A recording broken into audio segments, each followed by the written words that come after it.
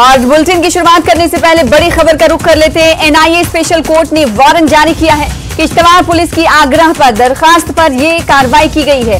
13 आतंकियों के खिलाफ वारंट जारी किया गया है। गैर जमानती वारंट दिया गया है। किश्तवाड़ जिले से इन 13 आतंकियों का ताल्लुक है। आपको बता दें कि ये तमाम आतंकी पीओके से फिलहाल ऑपरेट कर रहे हैं। तो बड़ी खबर आपको दे रहे हैं। किश्तवाड़ से एनआईए स्पेशल कोर्ट ने आज 13 आतंकियों के खिलाफ नॉन बेलेबल वारंट जारी किया है। किश्तवाड़ पुलिस ने इस हवाले से रिक्वेस्ट किया था, आग्रह किया था, जिसके बाद ये कार्रवाई की गई है। 13 आतंकियों के खिलाफ नॉन बेलेबल वारंट यानी गैर जमानती वारंट जारी किया गया है। और किश्तवाड़ जिले से इन 13 आतंकियों का ताल्लुक बताया जा रहा है, लेकिन ये फिलहाल ये तमाम आतंकी पीओके से ऑपरेट। तो बड़ी खबर इस वक्त की आपको किश्तवाड़ से दे रहे हैं। एनआईए स्पेशल कोर्ट ने नॉन बेलेबल वारंट 13 आतंकियों के खिलाफ जारी किया है। ये 13 आतंकी किश्तवाड़ जिले से ताल्लुक रखते हैं, लेकिन इस वक्त पीओके से ऑपरेट कर रहे हैं। तो बड़ी खबर आपको किश्तवाड़ जिले से दे रहे हैं, जहां पर एनआईए की तरफ से 13 आतंकियों को लेकर नॉन बेलेबल वारंट जारी किया गया है। इस पर ज्यादा जानकारी लेंगे, रुख करेंगे अपने संवाददाता फिरदौस खांडे का। इस वक्त हमारे साथ जुड़ चुके हैं।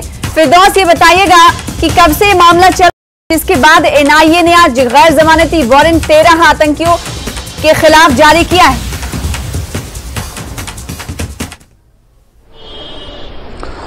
जी सना, देखिए आज किश्तवाड़ पुलिस की दरखास्त पर एनआईए की खुसूसी अदालत जम्मू ने 13 आतंकवादियों के खिलाफ यानी जो अलहदगी पसंद है उनके खिलाफ गैर जमानती वारंट यानी जो नॉन बेलेबल वारंट है वो जारी किया है। क्योंकि ये लोग जो है पाकिस्तान और पाकिस्तान पीओके पाकिस्तान ऑक्युपाइड कश्मीर में अरसा दराज से काम कर रहे हैं और यहाँ सिक्योरिटी एजेंसी, सिविलियंस और मुल्क की सरगर्मी पाए गए हैं। क्योंकि हाल ही देखा गया है कि जो लिस्ट है, फहरिस्तें जो तैयार हुई हैं उसमें 118 के करीब जो सबसे ज्यादा फिगर्स हैं जम्मू डिवीजन में 118 के करीब दहशतगर्द जो है एक्टिव जो है वो पीओके या पाकिस्तान में इस वक्त हैं, जो जिला डोडा के हैं। और किश्तवाड़ के जो फिगर्स हैं वो 36 के फिगर्स हैं जो वहां पाकिस्तान में काम कर रहे हैं। लेकिन आज जो है किश्तवाड़ पुलिस की दरखास्त पर एनआईए की खुसूसी अदालत ने इन लोगों को नॉन बेलेबल वारंट जारी किए हैं। क्योंकि ये लोग जो हैं अरसा दराज से मुल्क की सरगर्मियों में मुलव्वस हैं। क्योंकि इनका काम जो है वो रेडिकलाइज करना है, वो नौजवान पीढ़ी जो है उनका जो माइंड है उसको डाइवर्ट करना है। तो ये सारी चीजें देख के जो है आज किश्तवाड़ पुलिस ने एक बड़ा फैसला लिया है और इन लोगों के खिलाफ गैर जिम्मेदाराना गैर नॉन बेलेबल वारंट जो है वो किया है। फिरदौस, ये जानना चाहेंगे अगर कुछ नाम इन 13 आतंकियों में से बता सके आप, तो कुछ नाम जो सामने आए हों उनमें कुछ नाम आपको याद हो या आपके रिकॉर्ड में हो तो बताइएगा, जिनके खिलाफ ये वारंट जारी किया गया है।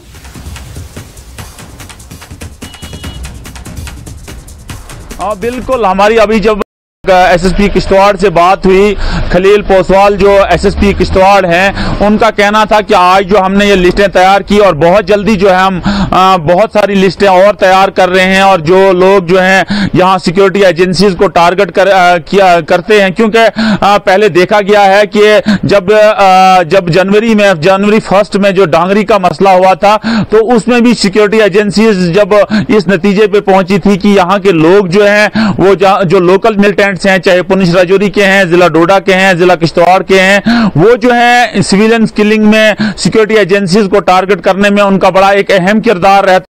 और वो सब देख के जो है अब जो है एमएचए यानी मिनिस्ट्री ऑफ होम अफेयर से भी जो सिग्नल्स आ रहे हैं और शिकंजा कसा जा रहा है इनको। हाल ही में आपने देखा था कि सब डिवीजन ठाठरी में जो है खुबैब नाम मिलिटेंट्स की जितनी भी प्रॉपर्टी थी उसको अटैच किया गया है। और जितनी भी आज जो एडमिनिस्ट्रेशन को भी हम बड़ा एक्टिवली देख रहे हैं वो काम कर रही है।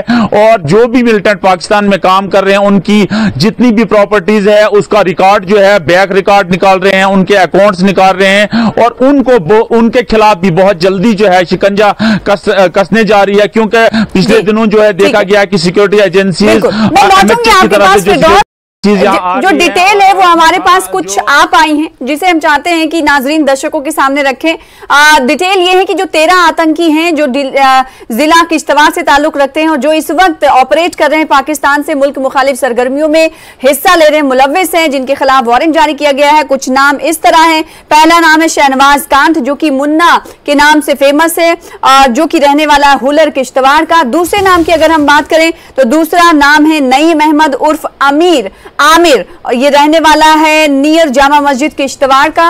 और तीसरा नाम है मोहम्मद इकबाल, जो कि बिलाल के नाम से फेमस है, यानी उर्फ बिलाल, जो कि रहने वाला है किचलू मार्केट किश्तवाड़ का। चौथे नाम की अगर बात करें तो चौथा नाम पुलिस के जरिए जो वारंट जारी किया गया है उसमें चौथा नाम शाहनवाज उर्फ नईम, जो कि रहने वाला है चिरूल पडियारना का। और वहीं पांचवें नाम की अगर हम बात करें तो पांचवा नाम है जावेद हुसैन, जो कि गिरी उर्फ मुजम्मिल के तौर पर जाना जाता है, वो रहने वाला है कुंडली पोचल का। तो ये 5 नाम है। इसी तरीके से ये लिस्ट जो है 13 तक पहुंचती है नामों की। इसके अलावा क्या इस नॉन बेलेबल वारंट के बाद जाहिर सी बात है इनके रिश्तेदार तो इस डिस्ट्रिक्ट में रह रहे होंगे, क्या उन तक ये इत्तलात पहुंची है? और एक और मैं सवाल करना चाहूंगी ये कि ये कब से पीओके से ऑपरेट कर रहे हैं और कयाम पजीर हैं उधर?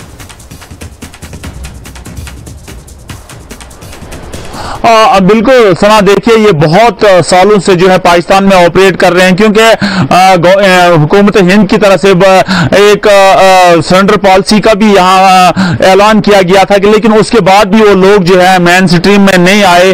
तो इसके बाद जो है एमएचए की तरफ से मिनिस्ट्री ऑफ होम अफेयर की तरफ से बहुत बड़ा शिकंजा का, क्योंकि आए रोज हम जहां एडमिनिस्ट्रेशन की एक्टिविटीज और सिक्योरिटी एजेंसीज की एक्टिविटीज देख रहे हैं, उसमें जो है इनकी जितनी हैं, बैंक अकाउंट्स हैं, इनका बैक ट्रैक रिकॉर्ड है, वो सारा चेक किया जा रहा है। और हाल ही में आपने देखा कि डिस्ट्रिक्ट डोडा में जो ज्यादा ये सरगर्मियां थी और इसमें जो है बहुत सारे लोगों की जो प्रॉपर्टीज है उनको अटैच किए जाने का खदशा है, क्योंकि एजेंसीज अब मुतरक हो गई है। और क्योंकि देखा गया है कि लोकल मिलिटेंट्स जो है इनका बड़ा अहम रोल रहता है किसी भी कार्रवाई को अंजाम देने में, इसलिए अब जो है चाहे वो एलजी मनोज सिन्हा हो या सेंट्रल एजेंसीज हों, वो इन लोगों को दबोचने में कोई कसर बाकी नहीं रख रही है और यहाँ दहशतगर्दों को सफाया करने में पहले ये कहा था कि डोडा के ऐसे होंगे जो कि मुल्क मुखालिफ सरगर्मियों में उनका नाम सामने आ रहा है, एनआईए के जरिए पर्दाफाश किया गया है।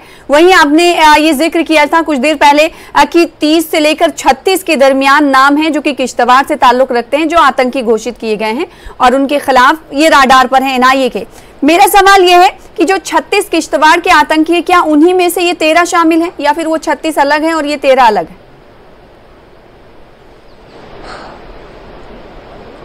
बिल्कुल, देखिए जो लिस्ट जो है जो निकाली गई है उसमें ये वो दहशतगर्द हैं जो डेजिग्नेटेड इंडिविजुअल टेररिस्ट हैं।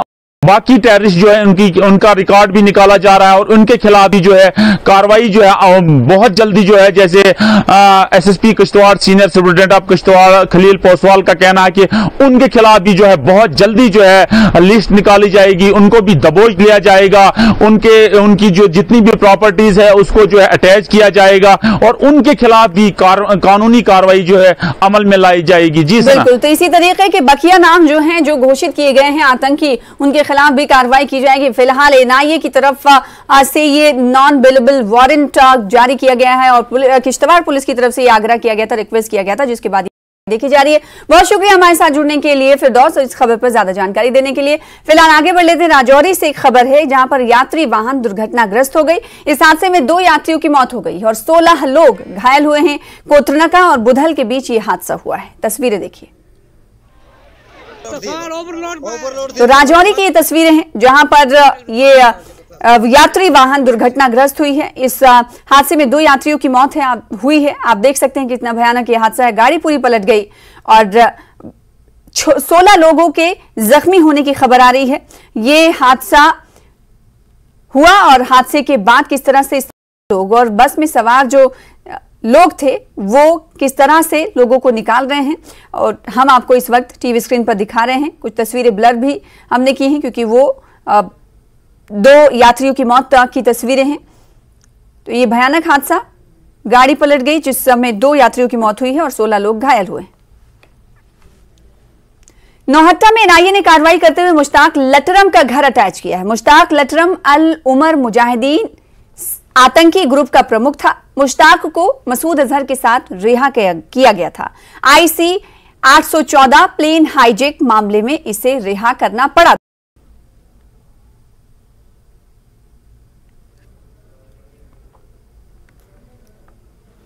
आगे बढ़ेंगे। इटली की प्रधानमंत्री जियोर्जिया मेलोनी 2 दिवसीय भारतीय दौरे पर हैं। आज उन्होंने प्रधानमंत्री नरेंद्र मोदी से मुलाकात की। इस दौरान दोनों नेताओं के बीच द्विपक्षीय वार्ता भी हुई, जिसमें आपसी सहयोग व देशों के बीच मजबूत संबंधों पर चर्चा हुई। संयुक्त प्रेस वार्ता में इटली की प्रधानमंत्री ने प्रधानमंत्री मोदी की प्रशंसा की और उन्हें विश्वविख्यात नेता बताया। Prime Minister Modi knows that he can rely on us. Our cooperation, full round support for the upcoming G20 Indian Summit, G20 Summit. They can rely on Italy, on our government to further enhance our relations. I firmly believe that there's a lot that we can do together, and I'm not sure if this will lead me to the approval rate that the Prime Minister Modi has reached. I think is the most loved one of all around the world. But I mean, this has really proven that he has been a major leader, and congratulations for that, Prime Minister. Shiv Sena Dogra front ने जम्मू में विरोध प्रदर्शन किया। Shiv Sena Dogra front ने जम्मू कश्मीर में अतिक्रमण विरोधी अभियान फिर शुरू करने और जम्मू में प्रॉपर्टी टैक्स शुरू करने की मांग की। न्यूज 18 से बातचीत करते हुए शिवसेना डोगरा फ्रंट के अध्यक्ष अशोक गुप्ता ने कहा कि सरकार को प्रॉपर्टी टैक्स के संबंध में स्पष्टीकरण जारी करना चाहिए। उन्होंने इस स्लैब के तहत आने वालों से टैक्स वसूलना शुरू करना चाहिए।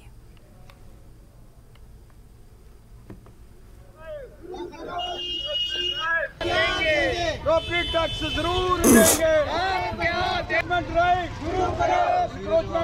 जहां एक तरफ सरकार के बाद इंक्रोचमेंट ड्राइव जो है वो रुक चुकी है और उसी के बाद अब शिवसेना डोगरा फ्रंट द्वारा प्रदर्शन किया जा रहा है कि इंक्रोचमेंट ड्राइव एक बार फिर से शुरू की जाए, क्योंकि माननीय सुप्रीम कोर्ट का आदेश है, इसलिए प्रदर्शन किया जा रहा है। और यहाँ पर साथ ही साथ जो प्रॉपर्टी टैक्स लगाने की बात की जा रही थी, शिवसेना डोगरा फ्रंट पूरी तरह से उसके समर्थन में आ चुका है कि जो प्रॉपर्टी टैक्स है वो जम्मू कश्मीर में जरूर यहाँ पर लगाया जाना चाहिए। इसीलिए लेफ्टिनेंट गवर्नर मनोज सिन्हा और chief secretary doctor Arun Kumar Mehta के पोस्टर लेकर ये लोग जो है वो लगातार यहाँ पर प्रदर्शन जो है वो कर रहे हैं। तो साफ तौर पर इनसे बातचीत करने को। जी सर, क्या इंक्रोचमेंट ड्राइव खामोश क्यों हो गई? जब सुप्रीम कोर्ट का ऑर्डर है, खामोशी क्यों है? जब एलजी साहब ने कहा कोई नहीं बचेगा, बड़ा गुर्गा, बड़ा मगरमच्छ, प्रारंभ करो भाई, आप ही ने तो शुरू करी थी। अब खामोशी नहीं आनी चाहिए, उसे मनोबल को नुकसान पहुंचाने का प्रयास होता है। और वो जो लोग बड़े बड़े 30 मार्खा, अब कोई नहीं आएगा, इस तरह से गुमराह करने का प्रयास कर रहे हैं, ये सारी बातें गलत हैं। इंक्रोचमेंट ड्राइव चलनी चाहिए और बड़े बड़े मुर्गे, बड़े बड़े जो मगरमच्छ हैं, उनको पकड़ करके अंदर करना चाहिए। यहाँ तक प्रॉपर्टी टैक्स का विषय है, जब एलजी साहब ने कहा 40% लोगों को टैक्स नहीं लगेगा, आप निश्चित करो मकान और मकान, कौन 40% हैं जिनको नहीं लगने वाला है? शुरू करो ना।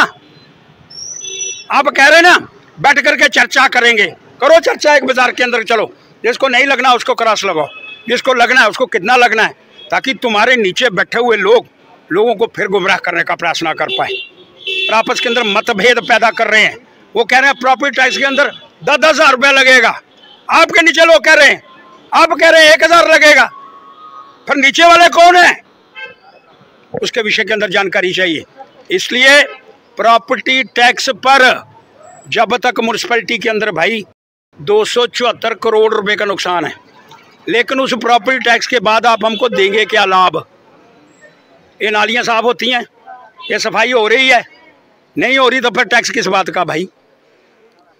आप एक्स्ट्रा प्रबंध क्या करने वाले हैं?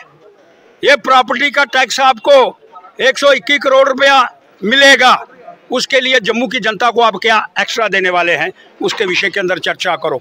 लेकिन आपके नीचे, मैं आपको आगाह करना चाहता हूं, आपके नीचे लोग एडमिनिस्ट्रेशन के अंदर बैठे हुए हैं जो गुमराह करने का प्रयास कर रहे हैं, जो कहते हैं कि अभी इरिगेशन वाले आएंगे, अभी कस्टोडियन वाले आएंगे। इसका मतलब तालमेल नहीं है। अपने अंदर तालमेल पैदा कर लो। जो लोग बीच में खराबी करने का प्रयास करें उठा करके बाहर फेंको। पब्लिक के अंदर लोगों से संपर्क नहीं है आपके अधिकारियों का। अगर आप कोई चीज लागू करने का प्रयास करना चाहते हैं, पहले आपस में बातचीत कर लो, उसके बाद अगर आम राय बनती है फिर उसको लागू करने का प्रयास करो। लेकिन ऊपर से धड़ाम से मत फेंको कोई चीज जिसमें कोलाहल मचने का प्रयास हो रहा है। वो साफ तौर पर लगातार इनकी मांग यही है कि प्रॉपर्टी टैक्स तो लगना चाहिए, बट सरकार पहले जो है सारी चीज़ों में क्लैरिटी दे कि वो प्रॉपर्टी टैक्स का पैसा जो है वो कहाँ कहाँ इस्तेमाल होगा, क्या गलियाँ नालियों में जो परेशानियाँ लोगों को आती हैं उसका निवारण या नहीं होगा। इस तरह की डिमांड जो है इनके द्वारा की जाती है। नेटवर्क 18 के लिए जम्मू से मैरिज तोरा। रिलायंस जियो ने आज श्रीनगर शहर में 5G सेवाएं शुरू की है। इस सिलसिले में राजबाग श्रीनगर से जियो कर्मचारियों द्वारा एक मेगा बाइक रैली का आयोजन किया गया, जो पूरे शहर में घूमते हुए दिखी। रैली को रिलायंस के क्षेत्रीय उत्तर प्रमुख विपुल आहूजा ने झंडी दिखाकर रवाना किया। जियो का मुख्य उद्देश्य अन्य मोबाइल कंपनियों की तुलना में कहीं अधिक तेज 5G सेवाएं प्रदान करना है। दूसरे लेवल पे लेके जाएगा। This will benefit all the people of Kashmir in the area of education, healthcare and agriculture. तो सबको बेनिफिट मिलेगा। 5G की जो स्पीड्स हैं आप लोग देखिएगा, 1 Gbps तक हमें जब लॉन्च किया तो दिखाया था, और सब सर्विसेज बेहतर होंगी। तो best of luck and all the best. Jio की 5G सर्विसेज आज यहाँ कश्मीर में शुरू कर दी गई है। आप देख सकते हैं विजुअल्स में, ये जियो की एक मेगा रैली जो है, बाइक रैली का इनकाद यहाँ पे किया गया है। ये राजबाग से ये रैली शुरू हुई और यहाँ पे इस टाइम आप डलगेट में देख सकते हैं कि ये रैली यहाँ पे चल रही है। पूरा शहर जो ये बाइक रैली है करेगी। मकसद इस बात का यही है कि जो जियो ऑफिशियल से हमारी बात हुई, मकसद यही है कि जो 5G सर्विसेज यहाँ पे लॉन्च हुए हैं, जो हाल ही में LG मनोज सिन्हा ने लॉन्च किए, अब जो सर्विसेज यहाँ पे जम्मू कश्मीर में है वो पूरी तरह से स्टार्ट हो गई है। यहाँ पे श्रीनगर से शुरुआत हुई है। आज सुबह से ही हमने देखा कि जियो की जो 5G सर्विसेज हैं वो यहाँ पे चालू कर दी गई है। तो जियो का यही यहाँ पे कोशिश रहेगी कि ज्यादा से ज्यादा जो फार फ्लंग एरियाज है वहां पे नेटवर्क की कवरेज पहुंचे, जियो नेटवर्क की कवरेज पहुंचे और ज्यादा से ज्यादा लोगों को जो है जियो 5G से फायदा हो, चाहे वो बिजनेस सेक्टर हो, चाहे एजुकेशन हो, या फिर और जो टूरिज्म वगैरह से वाबस्ता लोग हो उनको जियो 5G से फायदा मिले। फिलहाल आपने ये देखा कि ये रैली जो है ये राजबाग से निकली और यहाँ पूरा सिटी ये कवर करके फिर से राजबाग में फिर इख्तिताम पजीर होगी। इस रैली का मकसद यही है कि लोगों में जियो 5G के प्रति अवेयरनेस फैलाई जाए। जहांगीर अजीज के साथ परवेज भट्ट, नेटवर्क 18 श्रीनगर।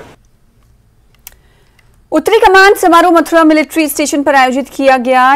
इस आयोजन की अध्यक्षता लेफ्टिनेंट जनरल उपेंद्र द्विवेदी ने किया, जो general officer commanding in chief northern commander, जिसमें कुल 66 पुरस्कार विजेताओं को वीरता और प्रतिष्ठित सेवा पुरस्कार से सम्मानित किया गया।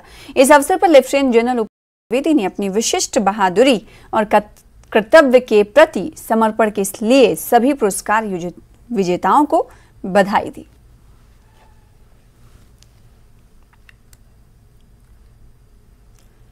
फीस और अन्य मुद्दों पर कुछ निजी स्कूलों के खिलाफ ढेर सारी शिकायतें मिल रही हैं। New convent high school Haiderpura ने स्कूल बसों को रोक दिया, जिससे बच्चों को परेशानी हो रही है। अभिभावकों के एक समूह ने स्कूल प्रशासन के गैर जिम्मेदाराना रवैये का विरोध किया। उनका आरोप है कि स्कूल ट्रांसपोर्ट अचानक बंद कर दिया गया और निजी ट्रांसपोर्टर द्वारा उन्हें अतिरिक्त पैसे देने के लिए कहा जा रहा है। छात्रों के साथ साथ माता पिता को भी पीड़ित करने का आरोप है। वहीं स्कूल के अधिकारियों का कहना है कि रिहायशी इलाके में बसें चलाने के खिलाफ स्थानीय लोगों ने कोर्ट केस कर रखा है। न्यूज़ 18 के डिप्टी एडिटर शब्बीर अहमद ने इस गंभीर मुद्दे पर अभिभावकों के साथ साथ स्कूल के अधिकारियों से भी बातचीत की। स्कूल के पास यहाँ पेरेंट्स काफ़ी जमा है और इनकी परेशानी ये है कि इनके बच्चों को ट्रांसपोर्ट नहीं मिल रहा है। मुझे बताएं, आप पूरा नाम अपना बताएं। जी, मेरा नाम है गुलाम जिलानी पुरजा जी। मैं भी मेरी यहाँ बच्ची पढ़ रही है। यहाँ प्रॉब्लम है, हम तो मुझे लगता है पिछले साल हमारा जो बच्चा यहाँ रहा था स्मूथली आ रहा था, 2200 रुपया हमारा ट्रांसपोर्ट चार्जेस लग रहे थे। बदकिस्मती है परसों स्कूल यहाँ ओपन हो गया, लेकिन इन्होंने हमें कोई इन्फॉर्म नहीं की कि हमारा कुछ प्रॉब्लम हो गया ट्रांसपोर्ट की। तो अगर इनको ये प्रॉब्लम थी तो इन्होंने हमें बिफोर 1 मंथ या 2 मुझे लगता है 20 दिन पहले ये शेयर करना था, लेकिन इन्होंने वो शेयर नहीं की। अब ये मसला है कि इस वक्त इन्होंने वैन कुछ ड्राइवरों के हमारे नंबर दिए थे, उन्होंने वो हमें कॉल कर रहे थे। अगर मैं प्राइवेट वैन्स ना, प्राइवेट वैन्स, तो वो इस वक्त मुझे बोल रहा है कि नहीं जी आपको 3000 रुपया देना है, 3000 रुपया देना है। मेरा बच्चा टैंकपोरा से यहाँ तक आ रहा है, ये हैदरपोरा और टैंकपोरा, यही मसला है। और ये बोलता है, ये जो एडमिनिस्ट्रेशन यहाँ की है वो बोल रही है हम इसके जिम्मेदार नहीं है। अभी 2 ही दिन हो गए स्कूल खुले और अब ये मसला यहाँ पैदा हुआ है। पेरेंट्स काफ़ी तादाद में है, कुछ अंदर बात भी कर रहे हैं, कुछ स्कूल अथॉरिटीज़ है, हालांकि प्रिंसिपल अभी मौजूद नहीं है, उनसे भी जानेंगे। आप मुझे बताइए, आप अंदर बात कर रहे थे, तो अंदर जो बात हो रही है ये कौन है और क्या बात हो रही है? ये हमें कह रहे हैं कि जो आपने हमारी जो बसें यहाँ पर चल रही है वो हम इस वक्त नहीं दे रहे हैं, हमारा कोई इशू है। लेकिन जो उन्होंने प्राइवेट वैन हमारे यहाँ पर रखा है, प्राइवेट एसोसिएशन यहाँ पे इन्होंने बुलाई है, इन्होंने ही बुलाए, उन्होंने उनको हमारा नंबर भी दिया है, वो हमको कॉल कर रहे। लेकिन वो कह रहे हैं कि अगर फॉर एग्जाम्पल मैं 2000 रुपये दे रहा हूँ बस फी, वो मुझे इस वक्त डिमांड कर रहे हैं 3500 रुपये। और मैं ये पूछना चाहता हूँ इनसे कि अगर मैं किसी प्राइवेट वैन में अपने बच्चे को छोड़ता हूँ कि मेरी बेटियाँ 2 यहाँ पर पढ़ रही है, तो उसकी रिस्पॉन्सिबिलिटी किसकी है? वो वैन वालों से ही हमें फ़ोन करा रहे हैं कि आप उनका हमें इनसे बात कीजिए, और जब हम उनसे बात करते हैं वो हमें डबल रेट बता रहे हैं। जैसे कि हम बच्चों को यहाँ जो 2500 भर रहे हैं वो हमें 3500 बोल रहे हैं, तो दैट इज़ टू मच। इससे पहले इन्फॉर्म आपको नहीं किया था? उन्होंने इन्फॉर्म 2 दिन पहले किया, तो वो तो सही बात नहीं ना है। जबकि फर्स्ट पर स्कूल खुल रहा है, इन्होंने 2 दिन पहले हमें इन्फॉर्मेशन दी कि आप लोग खुद से ले आइए बच्चों को। प्रॉब्लम इसमें हाई कोर्ट में केस चल रहा है। इस मामले में ये कि कंजक्ट एरिया है, इसमें ये बड़ी बसेस नहीं चल सकती है। अच्छा। इन बसेस में हाई कोर्ट में हमारे स्कूल के अगेंस्ट केस चल रहा है पिछले 6 साल से। इस साल बहुत उस पर इंसस हो गया है कि नहीं बसेस बंद होनी चाहिए, हमें प्रॉब्लम हो जाती है, डिलीवरी केस होता है, कुछ होता है, तो उसमें स्कूल को भी देखना है ना। गाड़ी बाहर जाएगी तो बाहर सीज हो जाएगी, ड्राइवर को सजा मिलेगा 1 साल का, लाइसेंस कैंसिल हो जाएगी। अगर आपका 6 साल से मामला चल रहा है में, तो आपको अच्छा खासा वक्त देना था पेरेंट्स को। विंटर वेकेशंस थी, विंटर वेकेशन से पहले उनको बता देना चाहिए। होने वाला था जो हो गया, ये नहीं होने वाला था, क्योंकि हमें जब परमिशन ही हम तो चलाते थे। पिछले जुलाई में भी हमें प्रॉब्लम, हमें बहुत दिक्कत हो गई, उस वक्त भी हमने चलाया, हमने गाड़ी को पकड़ा, फाइन भरा, कुछ किया, तो हमने चलाया। आपका ट्रांसपोर्ट डिसरप्ट हुआ है, वो इनकी वजह से नहीं, आपकी वजह से हुआ है। अल्टरनेट पैदा, एक मिनट आप सुने ना, आपने स्कूल शिफ्ट किया ऐसी जगह पे। मेरी वजह से नहीं, किसकी वजह से? ये सिर्फ जो हमारी लोकलिटी है, लोकलिटी की वजह से। स्कूल अथॉरिटीज कहती हैं कि यहाँ पे मामला चला गया है, शिकायत की है। शिकायत इसलिए हुई है कि ये जो स्कूल है, आपको दिखाना चाहेंगे कहाँ पे है। बस्ती है, गुंजान बस्ती, और यहाँ पे स्कूल वाक़ है और सड़क ये है। एक स्कूल जो रेजिडेंशियल एरिया में खोला गया और ऐसी जगह पे खोला गया जहाँ पे इतनी तंग सड़कें हैं। ऐसे में जो मकामी लोग हैं वो शिकायत क्यों ना करें? और सवाल उन अथॉरिटीज से जिन्होंने ऐसे स्कूल ऐसे रिहायशी इलाकों में खोलने की इजाज़त दी, उन्हें भी जवाब देना होगा। और साथ में भी ऐसे प्राइवेट स्कूल चलाने वाले भी जो ये उस वक्त नहीं सोचते कि ये बच्चे आएंगे कैसे, जाएंगे कैसे, और जो आसपास लोग रहते हैं उनको किस तरह की तकलीफ होगी। फिलहाल परेशानी पेरेंट्स की है, लेकिन पेरेंट्स को भी जब भी एडमिशन्स होते हैं उन्हें भी सोचना चाहिए कि वो देखें बच्चों की सेफ्टी और उन्हें किस तरह की जो सहूलियात है वो मैसर हों। शुएब शमीम के साथ शबीर अहमद, न्यूज़ 18 श्रीनगर। फिलहाल इसी के साथ इस बुलेटिन में इतना ही। छोटे से ब्रेक के बाद देखिए अपना हिमाचल मेरे साथ। नमस्कार।